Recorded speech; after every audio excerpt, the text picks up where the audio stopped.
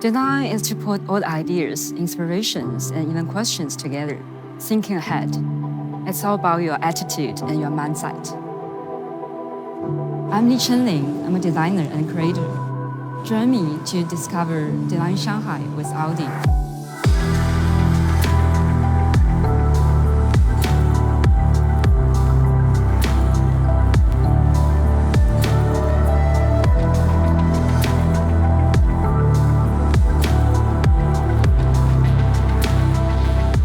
Design actually for me is a passion and creativity and innovation.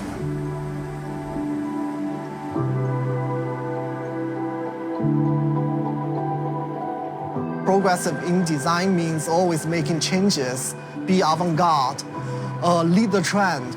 We should not only be making changes for the purpose of making changes. These changes should be meaningful.